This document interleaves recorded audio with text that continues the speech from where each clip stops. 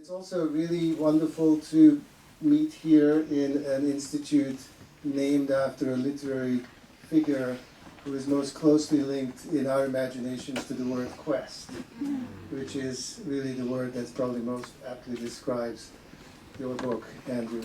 I had the pleasure, I also travel a lot, and on recent journeys I actually read the whole book, which I encourage everybody to do. I've many texts for the second time. And of course the immediate first thought is you really get around a lot. I mean, over the years I watched you move around. I didn't know you'd been to 83 countries. And you brought it all together in this wonderful book, which everyone here can buy outside, called Far and Away, Reporting from the Brink of Change, 7 Continents, 25 Years.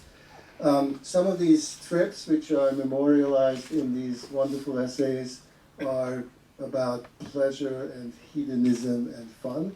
Some of them are about research and hard work. Some of them are about going on assignments to countries which are not fun but very interesting to travel around in.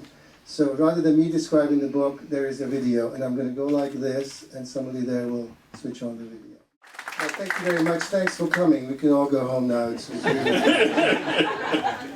really great. So full disclosure, you and I have been far and away together over the years. I was at your wedding in the English countryside. You once stayed in my Budapest apartment. We almost went to Turkey together. I think we once went to the Upper West Side. Or was that Turkey? Or was that Turkey? But anyway, during those travels, but especially reading this book, I think I realized that travel means something completely different to you than to most of us.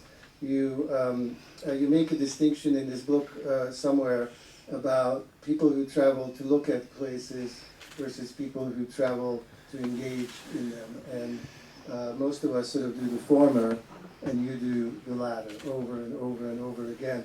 And as I was reading this, I kept having these questions, sort of, how did you get so involved in these places? How did you meet these people? You know, how did you eat your way through all these meals? How does one get invited to a party in Ulaanbaatar? How does this all happen? And especially, how did you get the fortitude to endure some of these challenges? And I hope today we'll get into some of that.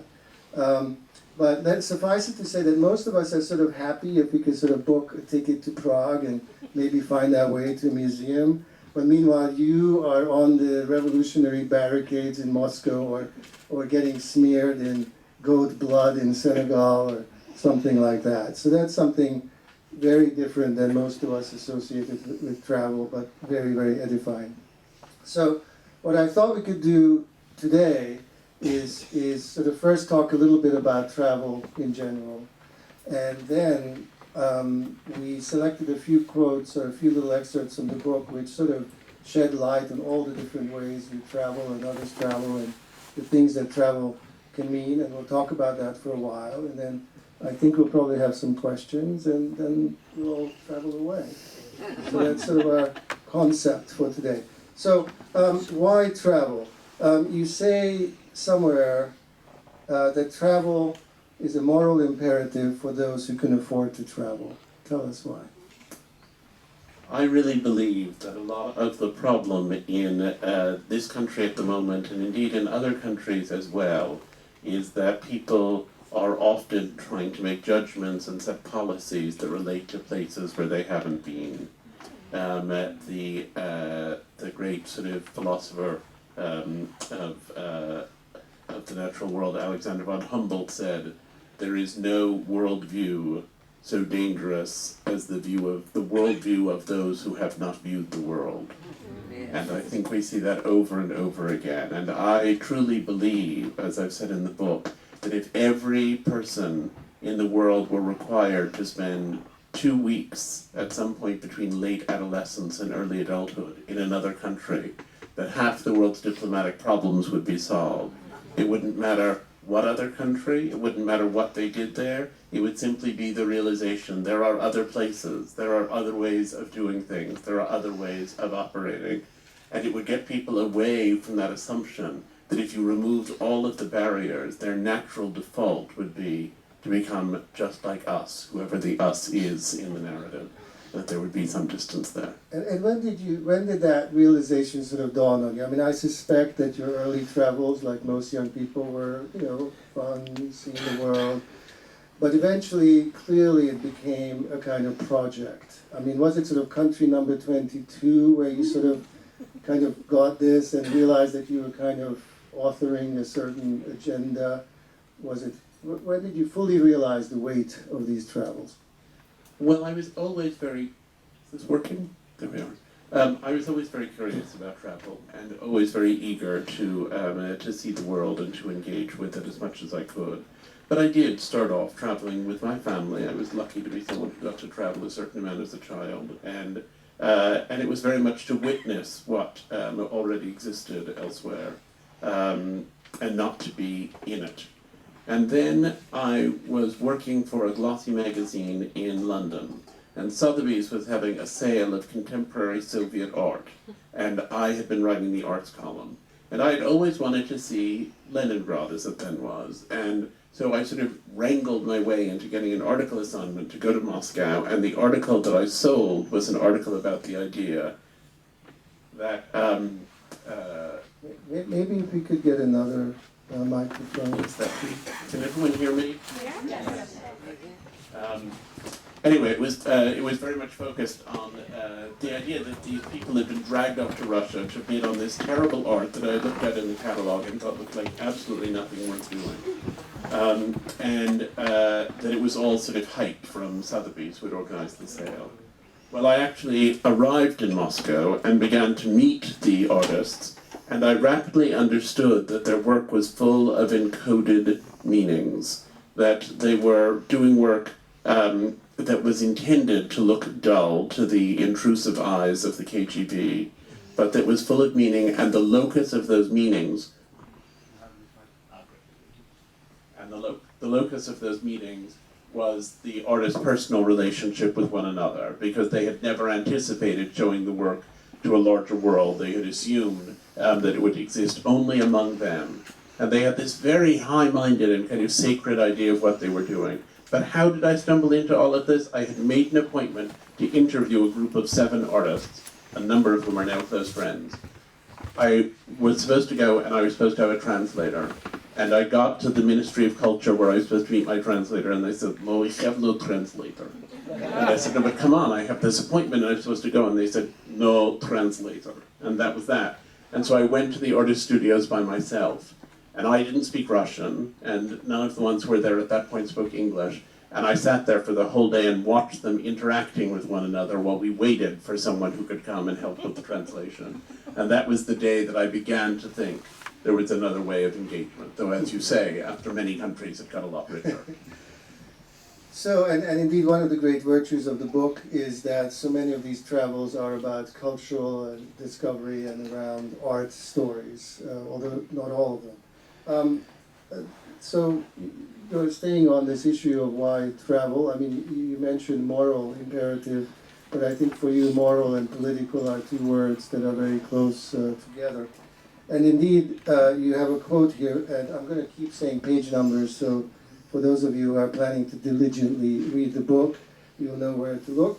On page 39, you say, "The central proposition of this book is that circling the wagons is not only impossible in a globalized world, but finally perilous."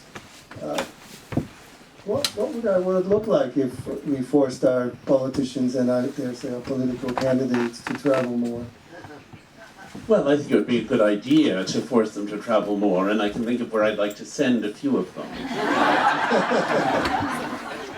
But in general... The goat thing. Yes, exactly. That was actually kind of a kick.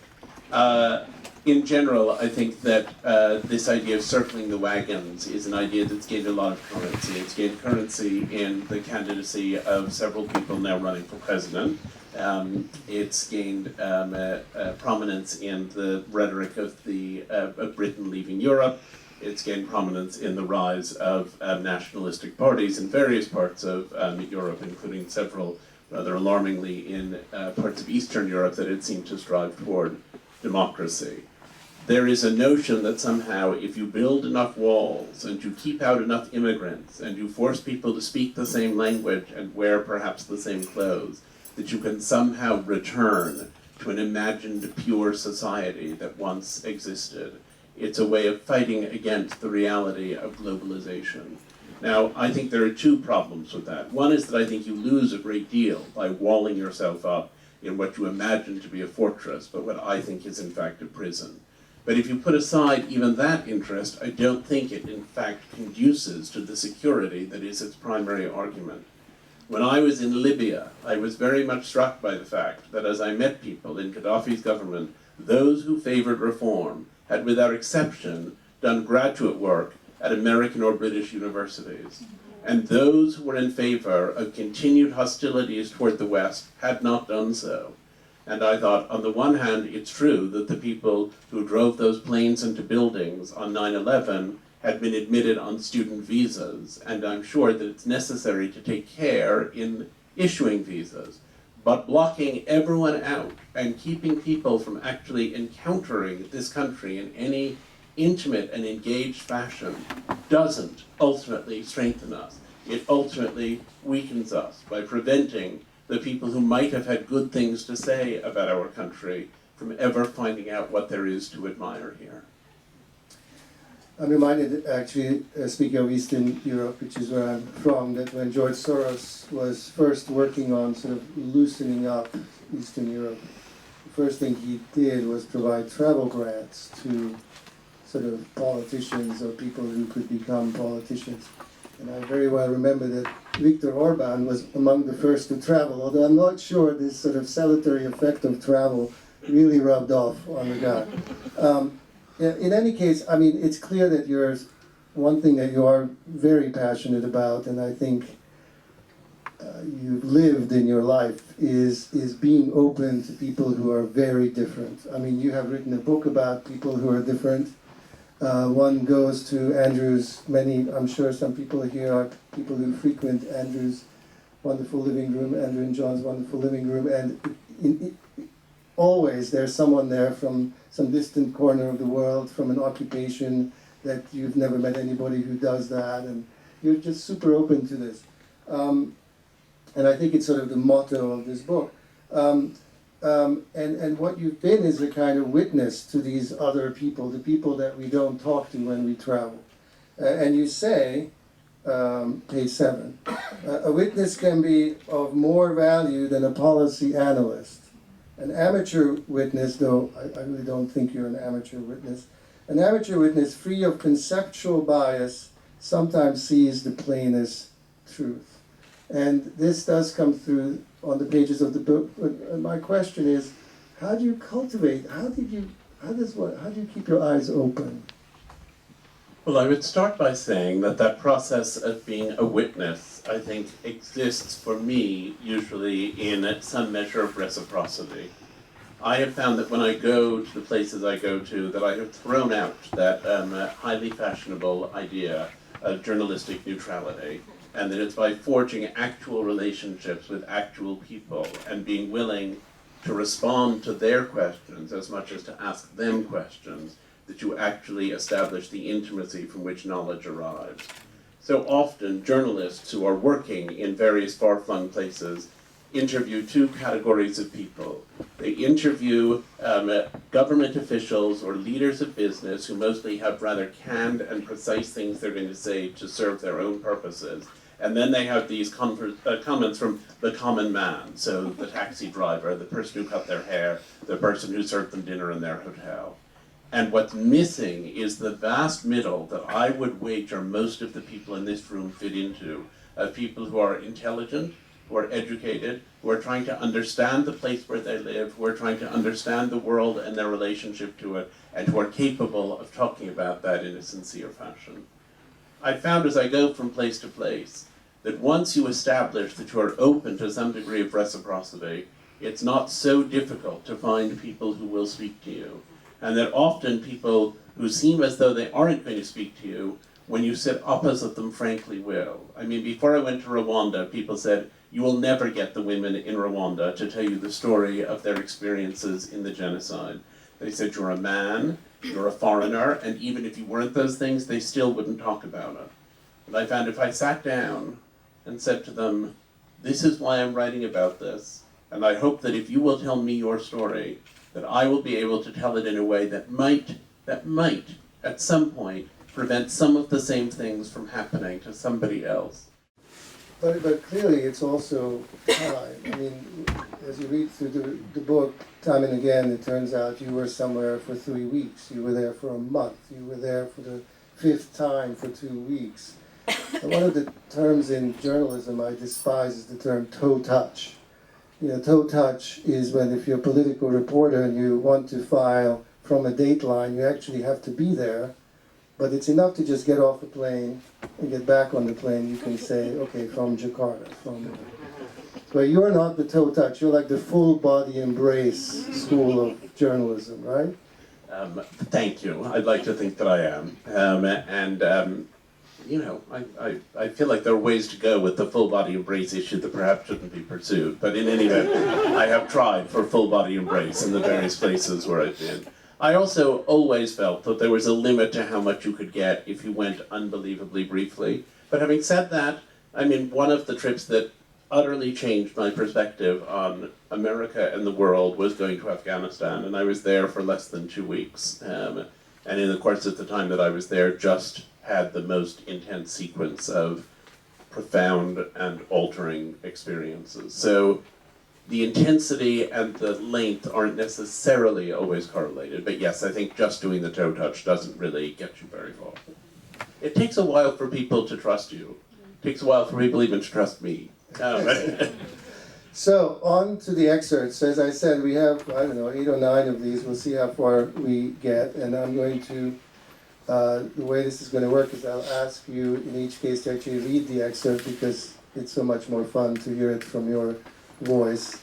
But each one is sort of a window into different aspects of this book, starting with this story, which was really the beginning, as you mentioned, you in Russia on the brink of change. And certainly one thing that travel is, and travel in this book is being able to be there, to be a witness to change.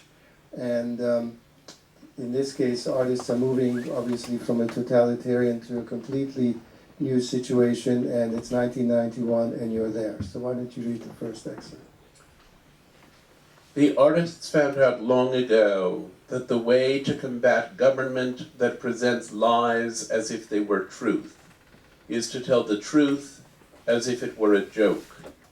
Humor became a means of encoded communication, and so long as they made jokes, they could be vocal and invulnerable. But today, behind the banter, the artists are building up the courage they will need for whatever is to follow. Soon, they will have to drop their habitual obliqueness. This calamity will call for real and palpable action. So, you didn't even speak Russian, but you sensed that something was going on in the lives of these artists, and they're going to have to start speaking almost a different language themselves. How did you go about it? So let me give you a sense of the kind of humor that I was talking about. One of the artists I was very fond of and very much admire, Kostas Vezuchoto, was sent to punitive military service in Kamchatka, way at the eastern end of Siberia, just above Japan. And he was sent for punitive service because that was a way to punish people that was less obvious than a regular gulag sentence. And the Soviets, when they didn't want a lot of attention on someone, would do that. And there are fascinating stories of his experiences there, but after a while, someone discovered that he could draw and paint really well, and they put him to work doing propaganda posters, which he did for some years there. He had his first exhibition in the West in Graz, in Austria, in, I think, 1990. And when he did the exhibition, he put a little sign on the door. And the sign said, In 1981, I was sent east, farther east than I had ever dreamed of going or had ever wanted to go. And when I got there, I was put in a room, and I was given paints and paper and told to make art. And even though I did not believe in the ideology behind it, I thought, well, I will do it if it saves me from hard physical labor. Now I am in the West, farther west than I ever dreamed of going or wanted to go. And once more I have been put in a room. And once more I have been given art supplies. And once more I suspect that they relate to an ideology I do not entirely endorse. But once again, I am happy to do it if it will save me from hard physical labor. That was the sense of irony. And the moment that I was writing about in the passage we just read was from the coup in 1991, when I was in Russia. I had gone there after I published my book about the artists, thinking that I would have a sort of quiet time away from my life in New York to sort of think things through. It had been a very, very difficult summer for various reasons. And then suddenly there was the coup in which Gorbachev was kidnapped, and ultimately in which the Soviet Union dissolved. And those same artists who had been so playful all the time, when there was actually a coup, helped to build the barricades and were the center of the resistance. The artists, the writers, the poets, the intelligentsia, as they said at that time and in that place.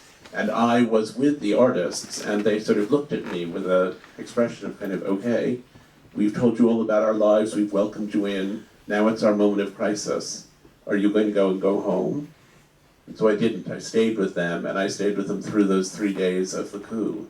And on the third day of the coup, I was with a group of them up near Smolenskaya, where someone had been killed, 3 people had been killed the night before, talking about tragedy. And suddenly, someone came running along and said, you have to come up and you have to defend the barricades because there are tanks approaching the barricades. And everyone kept talking about tanks, and there really haven't been many tanks. And we sort of sauntered up, and we ranged ourselves in front of this makeshift barricade that we'd helped put together. And suddenly, a column of tanks rolled up. And I thought, this is not what I had in mind when I became an art critic. And we all stood there hand in hand, very bedraggled and very wet. And the soldier on the front tank said, we have been given unconditional orders to destroy this barricade. If you'll move out of the way, there's no need for us to hurt anyone. But if you won't, we'll have no choice but to run you down. And the artists began to talk to him. And they said, give us just a minute. Give us 1 minute to tell you why we're here. And they began talking about the idea of freedom and the idea of democracy, talking about what it meant to live under a dictatorship, talking about the freedom of choice that was involved in deciding to follow orders or not follow orders, and launched into a panegyric to democracy of a kind that those of us who live in democracies would be very, very hard-pressed to muster. And when they had finished this conversation, we all stood there. We were so bedraggled and wet, and the soldier was so high up on that enormous Soviet tank, and he looked at us for a full minute, and then he said, what you've said is true, and we must bow to the will of the people. If you'll clear the space for us to make a turn, we'll go back with our tanks and we'll leave you your barricade. The coup failed that day, not for that reason, but it did fail that day. And when you speak like that, I'm reminded of Mozart's comment that so infuriated Salieri when he said, it's all in my head, I just have to write it down. Actually, I did choose one little section of text which was from this episode, which I was going to bring up later, but since you did mention it, can you just go on to the next page where it says, the second one, travelers encounter with physical violence. So again, it's not really what an art critic thinks he's going to end up doing, but travel can put you in extreme moments of physical terror. Page 67, 68, read us this little section which is from that very episode you just mentioned. I am petrified. Facing down tanks has not previously been part of my job description, but I am also exhilarated by the intense purposefulness of our stance. I have never before had to defend our ideals in this way, And though doing so in this instance is frightening, it also feels like a privilege.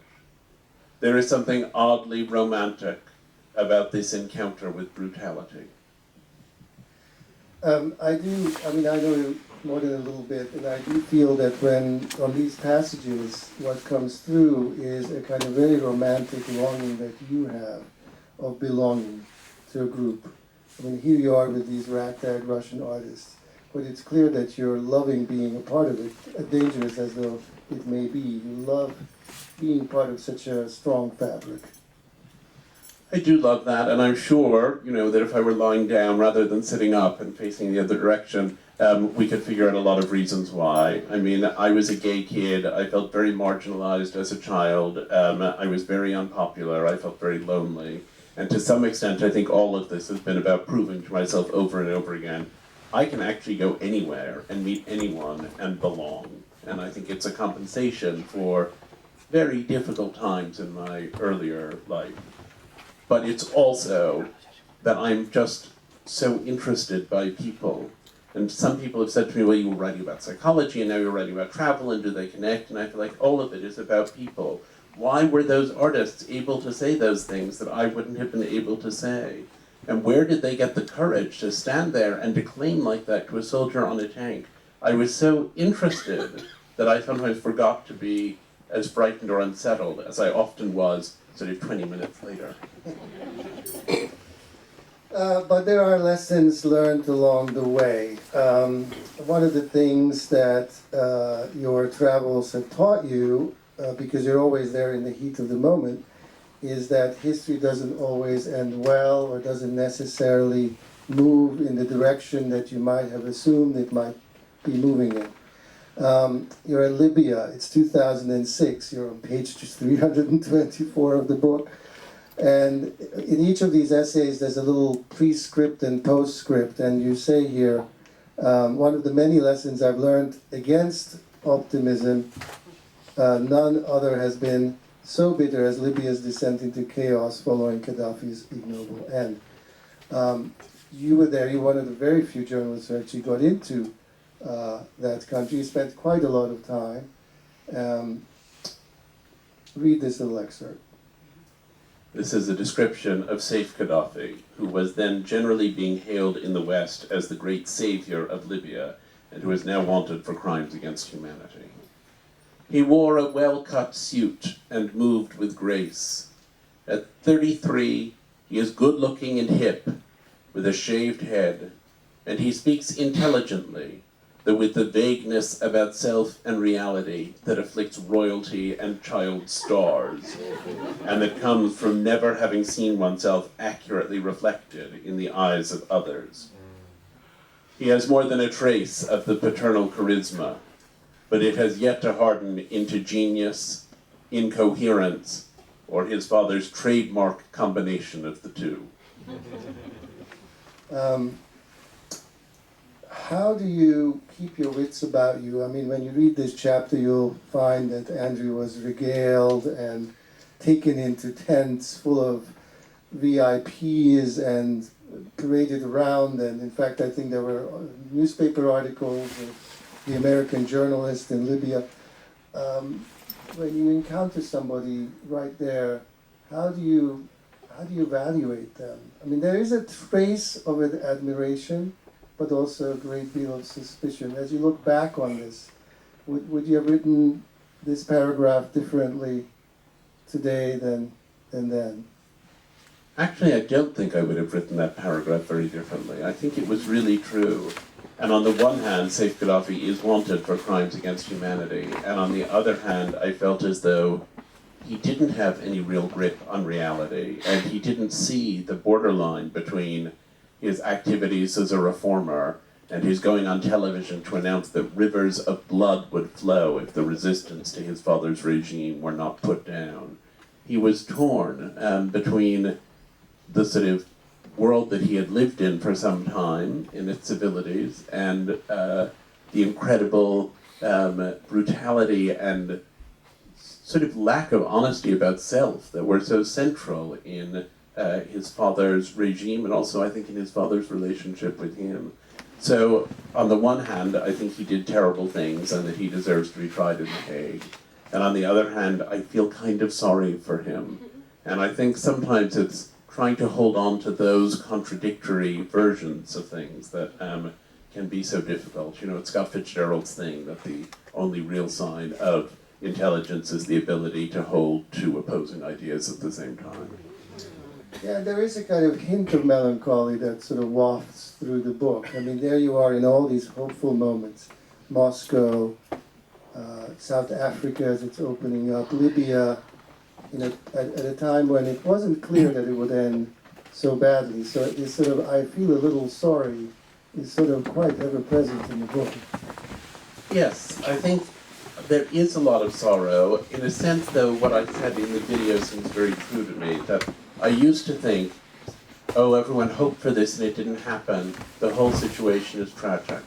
I had dinner just as I was finishing the book with one of the artists from Russia, Andrei Reuter, and we were talking about this problem.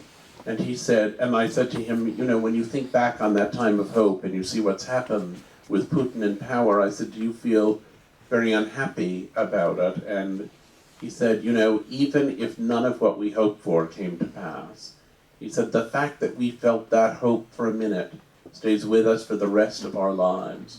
Having known hope is transformative. And I thought it was like the way that people say that having had a happy childhood gives them resilience. There was a resilience in the way that he and many other people, those I know and those I don't, have responded to new waves of repression that is tinged a different and perhaps a better color by the fact that there was a moment when they thought perhaps everything is going to work out beautifully. I don't want to minimize the horror of what's happened. I mean, in Russia things are bad, in Libya things are unspeakable. But I think the fact that it didn't work out doesn't erase the reality of that moment when people fell in love with their own society. Right, and I think it's an antidote to our sort of relentless tendency to simplify situations, as you were saying about the two thoughts at the same time. Particularly, the press here declares everything is going to be great or it's an absolute disaster, but it's there's not a lot of dialectic in the reporting on the world issues. Let's go on to the next one, because one of the things that your travels have, and anyone's travels, one hopes, have led you to are encounters with people who are profoundly inspiring and who clearly set a kind of moral example to you and to your readers. And one of these is in Myanmar, 2014, quite recently, page 445 of the 700-page book. And this is about... Five. Is it five? Five. Okay, five. Okay, so it's really near the end, so you know I really read to the end. So tell us about this wonderful Dr. Matida who you met her. In 1993, the writer, activist, and physician Dr. Matida was sentenced to 20 years for endangering public serenity, contact with illegal organizations, and printing and distributing illegal materials. Matida had been allowed to keep a supply of medicines to treat other prisoners, but the prison doctors confiscated them when she sought to treat herself on grounds that she might use them to commit suicide. Only after she began a hunger strike did they relent. Kept in solitary confinement, Matida begged for a companion, even a murderer or a thief, but her request was denied. She was not allowed paper or pencils. In 6 years, she managed to write only 3 short stories using smuggled implements. But I still owned my body and my mind, she said. So I treated this as time to learn how to get free from the circle of life. In this way, I could find total freedom. Now that's the passage that you've chosen. I would add that one of the jailers said to her toward the end of her time in jail, having watched this whole process, said, Matida, you are free, and we are the ones who are in chains. And I was reminded also of what somebody else, Ma Tanagi, no relation to Matida, said to me, also a woman who had taken a job working as Aung San Suu Kyi's personal assistant, and who said, I knew when I took the job that I was going to be headed to prison. And I said, and what was it like for you when you got to prison? And she said, I had the most wonderful time. And I said, the most wonderful time? And she said, their objective in putting me in prison was going to be to make me miserable. And if I could be happy while I was in prison, then they had failed completely.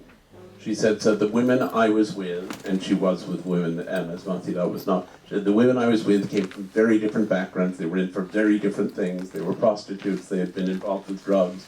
She said, we decided we were going to make friends and have a good time. She said, and we did, and we all get together and have lunch constantly, even these years afterward.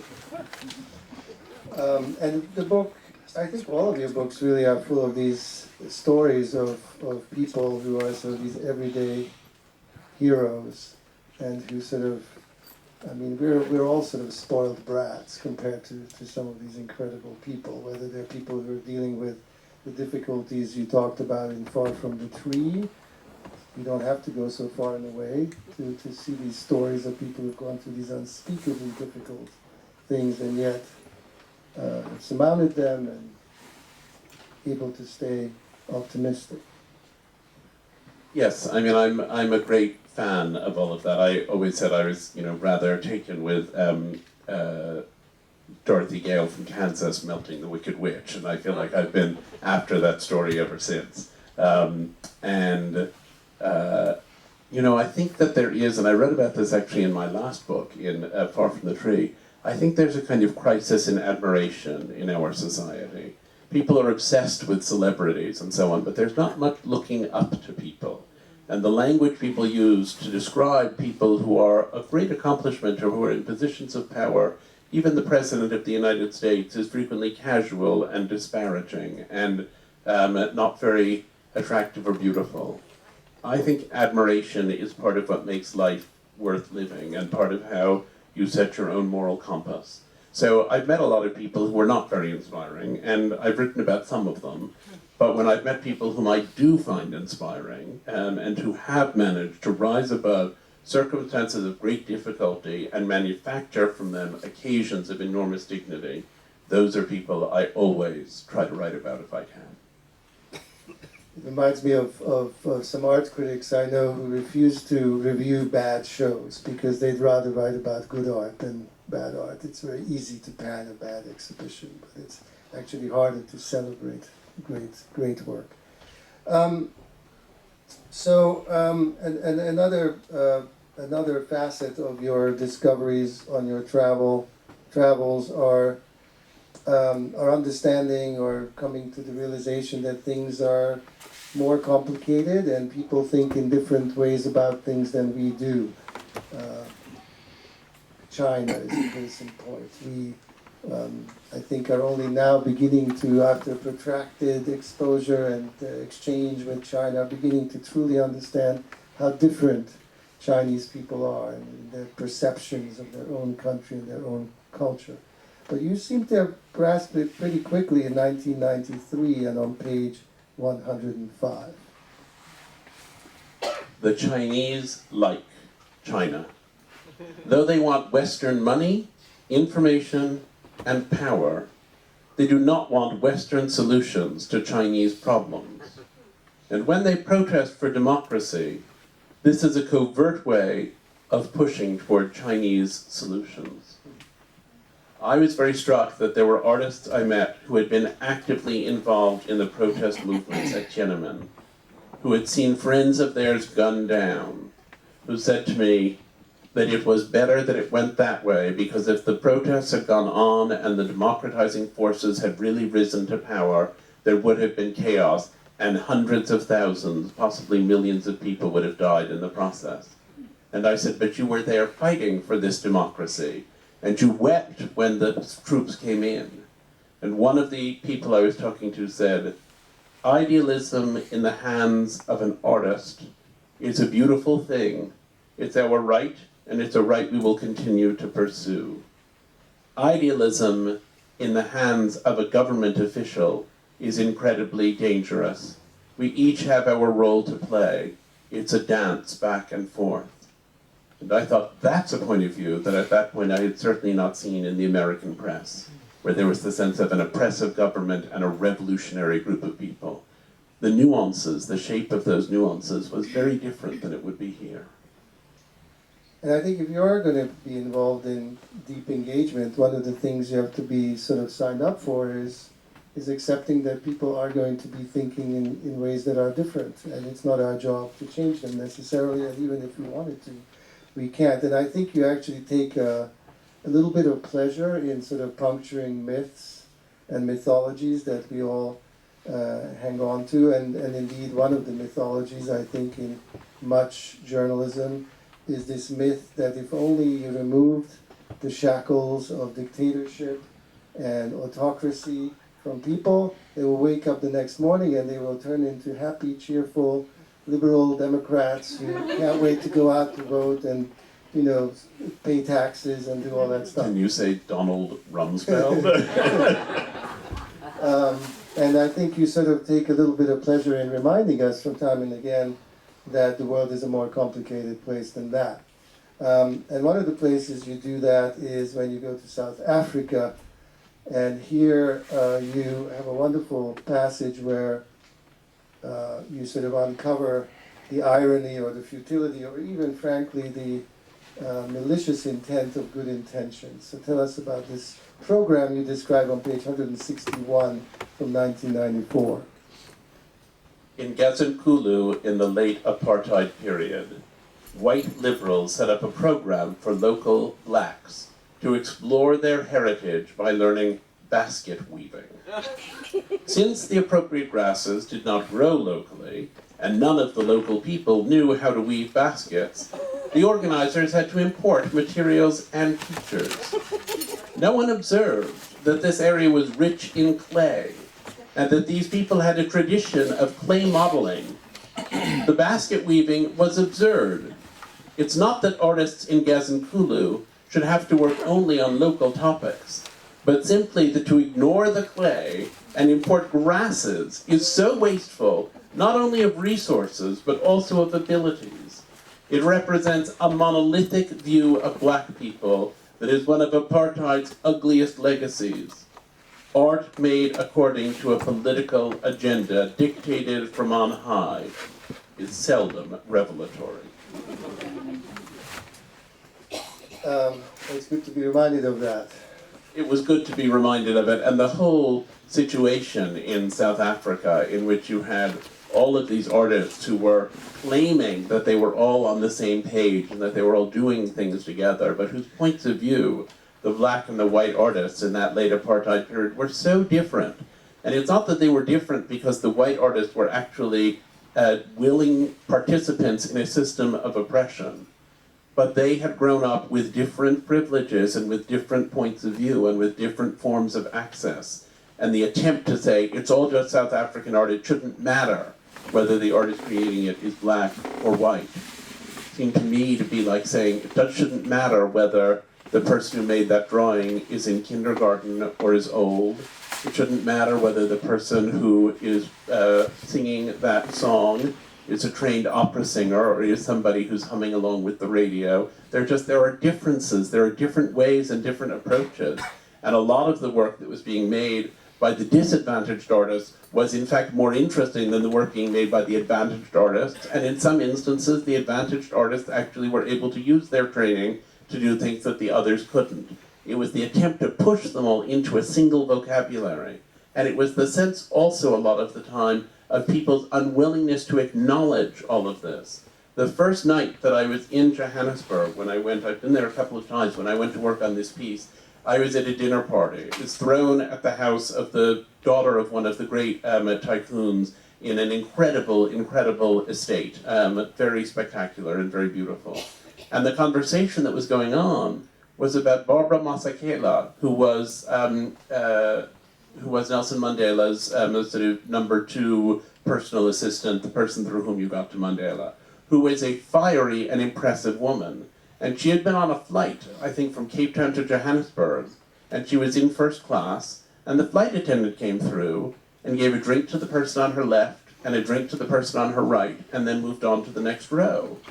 And when Barbara Masekela called her forward and said, "What was that all about?" the woman was genuinely horrified and very apologetic and kept saying, "I'm so sorry, I didn't see you sitting there." You cannot then say, when you look at the art of the townships and the art that's made by elite artists who studied in academies in the West, that they are coming from the same place or that they have the same content. You can say that they engage meaningfully with each other, but you can't do this reductive thing of saying it's all just art. It isn't all just art. So the book has lots more of these really wonderful political, moral, cultural lessons, but the sort of three other excerpts I wanted to quickly go over really speak to exhilarating moments of travel. And this is when Andrew Solomon travels, not when you travel or I travel. And there are also three passages that are different kinds of writing, which I think are kind of really fun to listen to, especially when you speak about these words. The first is the ever popular goat story, and I know you all want to hear a little bit more about that. So tell us. This is from your Noonday Demon book, originally 265 on this book, and this is from your trip to Senegal, a time in your life when you were seeking deliverance from depression and would do anything, including this. The entire village had taken the day off work in the field, and they were dancing around the ram and me in concentric circles. As they danced, they threw blankets and sheets of cloth over us, so we were gradually being buried. It was unbelievably hot and completely stifling.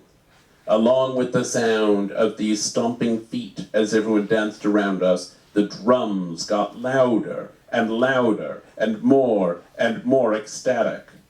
I thought I was just about to faint or pass out. At that key moment, all of the cloths were suddenly pulled off. I was yanked to my feet. The villagers pulled off the loincloth that was all I was wearing. The poor old ram's throat was slit, as were the throats of the two cockerels. Madame Diouf and her assistants plunged their hands into the blood of the freshly slaughtered ram and rubbed it over my entire body. So you've written a lot in your life, but would you say this is about the most extreme sort of physical experience that you went through, or was there something that sort of hit this level? You know, I went to a party a few years ago at which Leslie Gore came out and sang, "It's my party and I'll cry if I want to." And I thought, that poor woman, for 40 years, she sang 8 other things, nobody paid the slightest attention. She got to "It's my party and I'll cry if I want to," and everyone was delighted. It was actually and I began to feel about that exorcism that it's my party and I'll cry if I want to. I feel like it was such an exotic experience, and it has so much comedy, but also meaning built into it, that it's the one that I kind of revert to if I need to have the story I have to tell.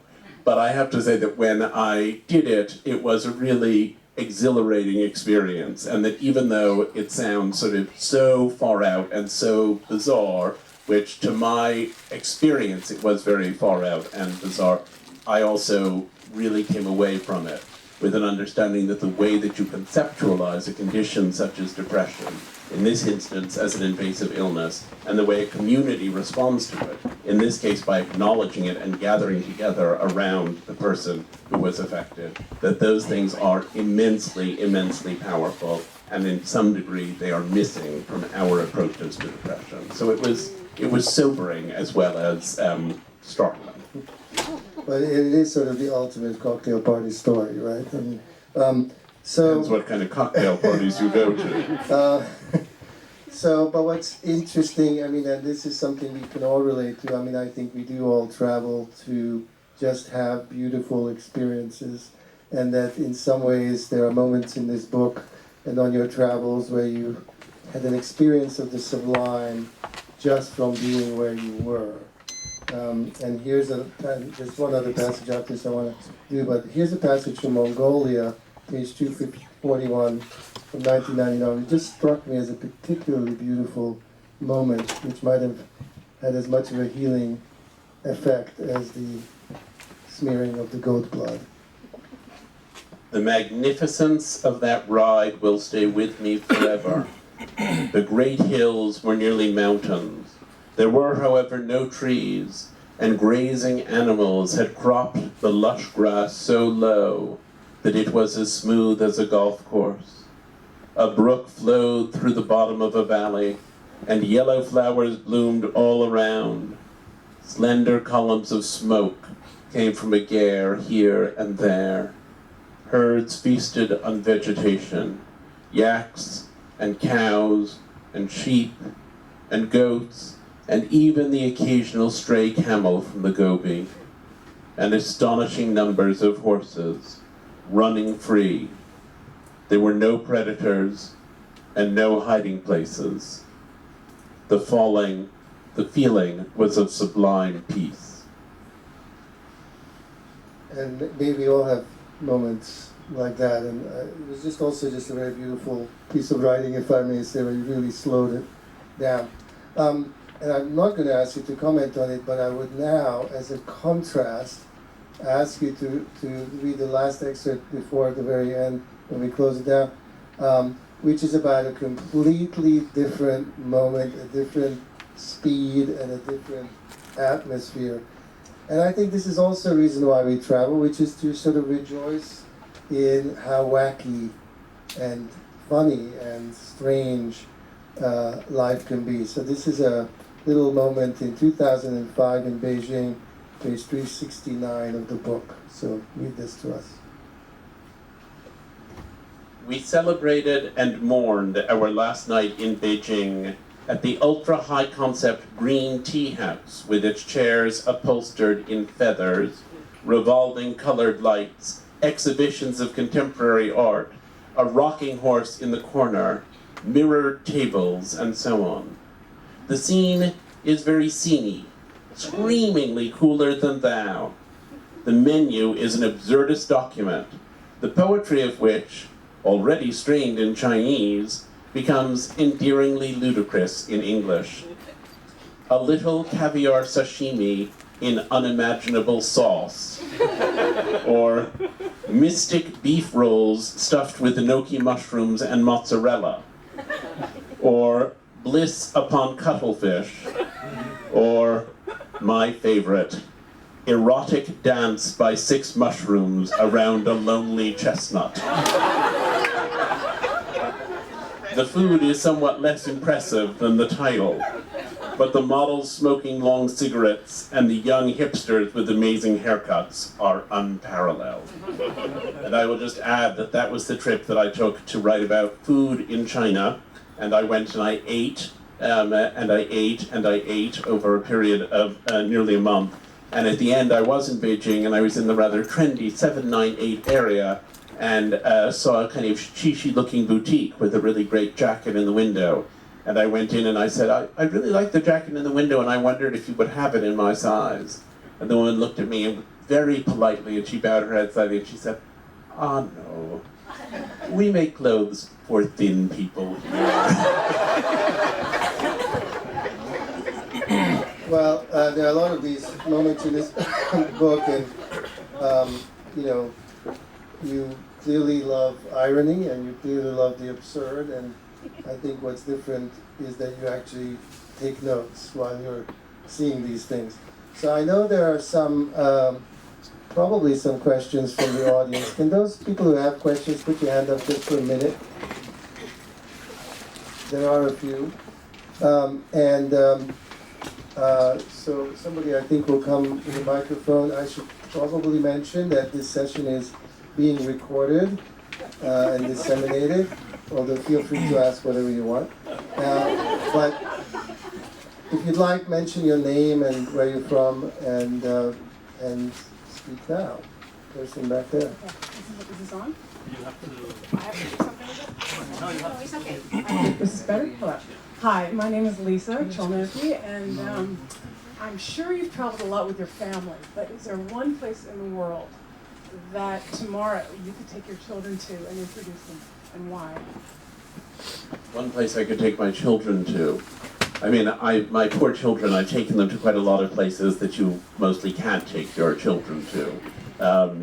And I have, toward the end of the book, a description of saying, my husband and I said to our son, if you could go anywhere in the world, George, anywhere in the world, where would you most like to go? And George said, Syria. And John and I said, Syria? What do you mean Syria? Why on earth do you want to go to Syria? And he said, using a phrase that is frequent in our household, someone has to tell those people about unacceptable behavior.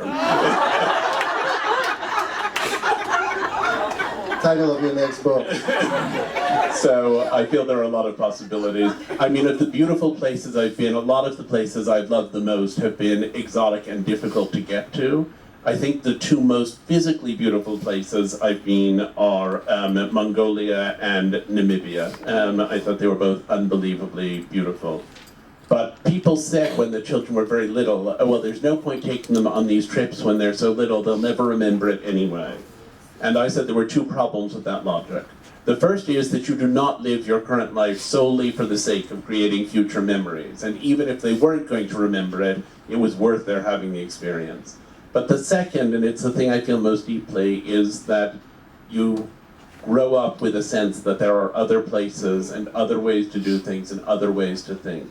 So when they were really little, it was London, where I lived part of the time. I'm a dual national. It was places that were much more accessible. But we're planning to take our son. I have an assignment to write a travel story this summer in Sri Lanka, and we're planning to take our son with us there.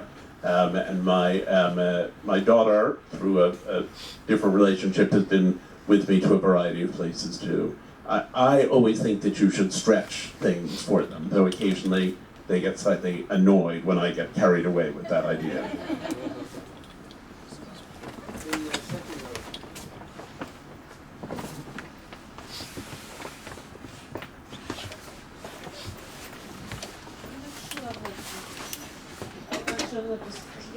Yes, speak like this. I'm not sure I'm not misquoting you, but you said there is something romantic to watching brutality.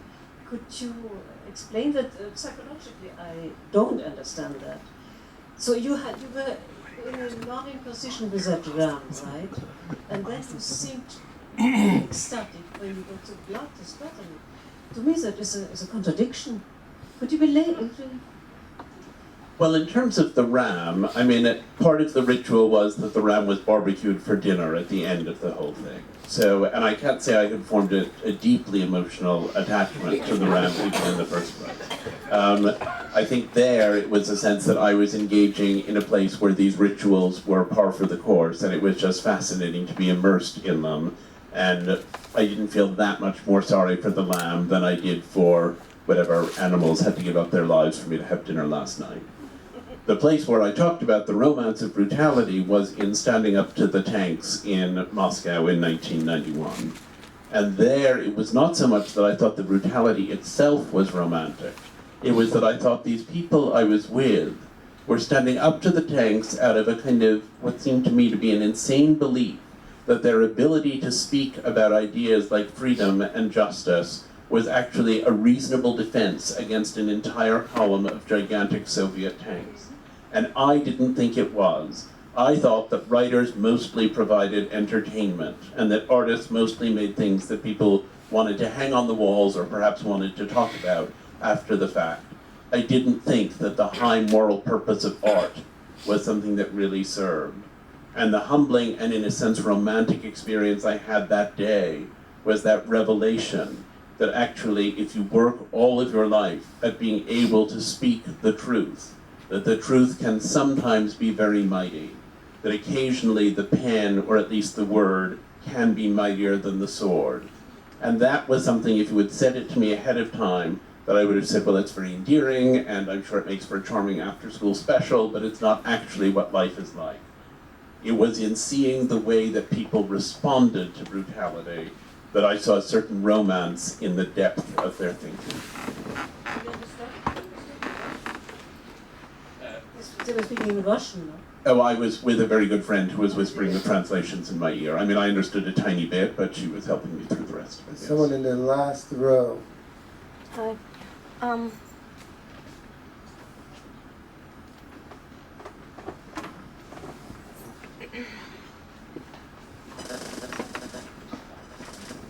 you. Hi. You said that you thought that the brief period of freedom that Russians, or not only Russians, ethnic Russians, but people. Speaking to the microphone. Oh yeah, you said that you think that the brief period of freedom that people in Russia enjoyed made them somehow happier or feel better about themselves, about their society, about the world. Now that their society is going back to absence of freedom. From what I've read, I left Russia a very long time ago, but I'm following what's happening there. From what I've read, it's actually a bit of the opposite. They blame themselves more for having lost it because they were born into a totalitarian regime. They couldn't, it's something that was there when they were born. So they couldn't blame themselves for what they had before. But now they blame themselves more because they feel they had a chance to build a better society, but somehow along the way they failed. Maybe not they themselves, but they failed to stop the falling back into dictatorship. So from what I understood, they feel worse rather than better, precisely because of that brief period of freedom that they had. Well, the first thing to say is that, of course, these are very complex experiences, and many people are responding to them in many different ways. I recounted what one artist had said to me, and I think he deeply believed what he said. But I think to generalize and to say that all of the people of Russia feel either cynical or optimistic, either joyful about what was there or somehow responsible for the fact that it has fallen apart would be very reductive. There are a lot of people there and they have a lot of different positions. I think that there is a tendency, and here I sort of tread very delicately, but there is a tendency among many people in Russia both to blame themselves and to feel as though the horror is something that happened to them. And I often think of going to the Moscow-Berlin show that took place in Berlin in maybe 1993 or 1994. And that was really an exhibition in large part of propaganda material from the mid-century.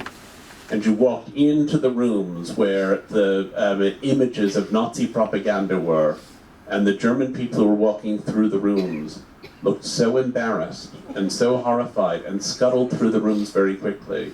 And you walked through the rooms that were full of Stalinist propaganda, and many of the Russians at the exhibition were in there laughing at the idea that anyone would ever have bought into them. So there was a different relationship with a bygone history. Now, I think when there is a nostalgia in Russia for what appeared to be a period of freedom, but which was also, it cannot be denied, a period of chaos and a period in which life did not improve as much for ordinary Russians as it seemed to in much of the Western media with its enthusiasm for the emerging democracy in Russia. Now I think many people look back at that time and feel that opportunities were lost and opportunities were missed, and that some of that comedy that was in the dictatorship that had happened to them is not in the dictatorship in which they feel implicated. So there are many nuances and many subtleties to the situation. I don't think, back to my bit about contradictory ideas, that one of these things has to be true rather than the other. I think you can have people within Russia or within any society, within this society as we sort of plunder along toward these elections, where you have people who on the one hand feel deeply responsible and feel as though somehow they have sat by while their society has become grotesque, and people who feel distanced from it and think, but that's not about me, that's about these other people, and I know that we can do better. And you can believe both of those things at the same time. Actually, the people I was talking about are a tiny minority. The majority like Putin, and Yes, they like what's happening. 85%. Yeah. There was a group of Russian writers who came to the U.S. under the banner of PEN. It was organized largely by our trustee Masha Gessen, and one of them said, when we were all sitting and talking about these problems, she said, you see, she said, now our 15% gets to sit and talk to your 15%. Isn't it a nice experience? And that was what we felt. One more question, Yeah. Elaine. Okay. I really appreciate your writing. Sorry. My name's Ellen. I've really appreciated your writings over the years, and Thank you. I do appreciate your opening up the world and encouraging everyone to experience it. However, years ago I was involved with being in Europe and international crimes against women, and there was a lot of debate against the concept of respecting other people's culture as opposed to really being outraged by some of the things that were happening in women across the world, like clitorectomies or child marriage in Afghanistan, or so many countries. There is so much violence against women. So I'm wondering, in all your travels, if what you observed and if you felt like you should say something when you were presented with situations that seemed rather oppressive or violent or unfair. That's actually a running theme in the book. I do look at women's issues a great deal. As I mentioned earlier, I was in Rwanda specifically to interview women who had been raped in the genocide, and I had long and agonizing conversations with those women. But also, as a gay person, I spent a lot of time in parts of the world where the life that I have with a husband and child with whom I travel around is utterly unimaginable. There were places where it seemed somewhat unimaginable, and there were places where it was beyond all wildest dream and description.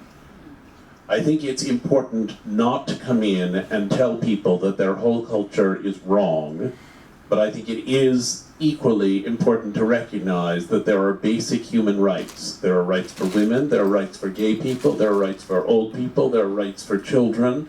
The UN has been helpful in many instances, though not always as much as one would hope, in pressing forward those basic civil liberties and civil rights. I think that the question is what the language is with which you attempt to change a place. And I think it's important that the rhetoric not sound too colonizing and not consist primarily of saying, we have an advanced society and know these things, and you have a primitive society and don't. But that instead actually takes people within that society and helps to support them in articulating their own experiences in ways that will shift minds and hearts. And it's been demonstrated fairly conclusively that, for example, in working on gay rights in the areas of sub-Saharan Africa, where there are severe punishments for gay people, in some instances death as an appropriate remedy to their predilections, that if you have people from within that society who are able to describe their stories of pathos, you get a whole lot further in bringing about change than if you come in and say, in the enlightened world, we don't do it that way, we do it this way. So it's a matter not of saying, we just accept everything that you do, but rather of saying, insofar as we don't accept everything that you do, we have at least understood what it is you do, and we have made a distinction between what is permanently and always and entirely unacceptable, and what is simply a matter of our cultural bias. And to look at people like Malala, who's sort of the most high-profile person, I don't think that what she has accomplished could have been accomplished by an American woman who had gone in there and recognized the problem.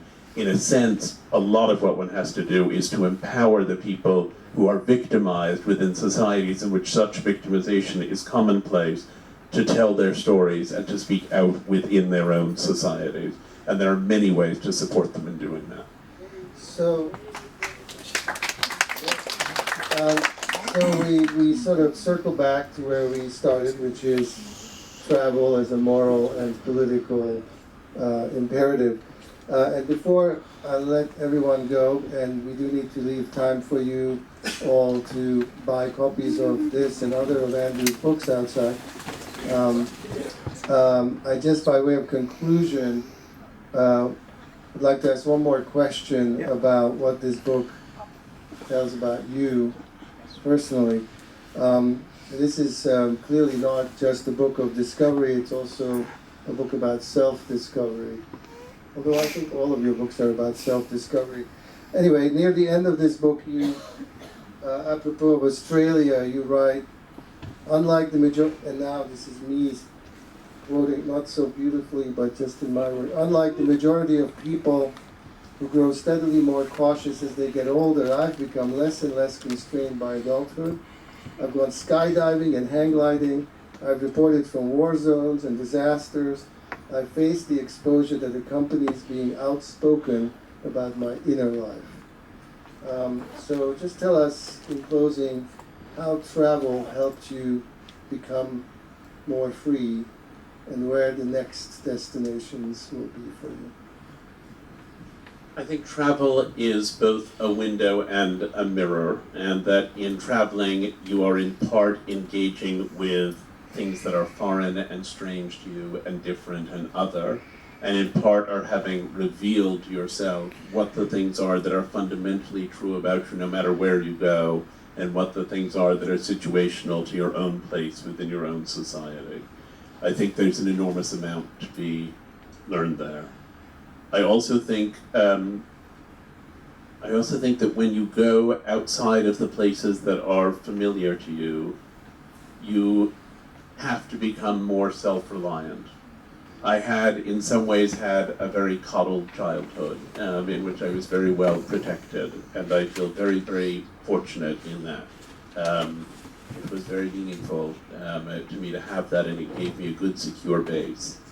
I think that having felt that I had been protected, I wanted to go to places in adulthood where I was a little bit less protected, and where whatever bit of courage I had might be called into play. Not only because I had some romantic idea about helping other people or facing down tanks or saving people from assaults on their personal dignity, but also as a means of becoming myself. You could look at it in a way as a belated and protracted adolescence, but it was a sequence of adventuring that was not only for others, but also that I think allowed me to grow into the life and the marriage and the experiences that I've had as an adult in a time that has worked out better than I thought it would when I was younger. And indeed, you have a lot of your loved ones and family members and friends here, and I guess all I want to say is that as excited we are about your travels, and as much as we love reading about them, we also really like it when you're here at home. So thank you very much. Thank you.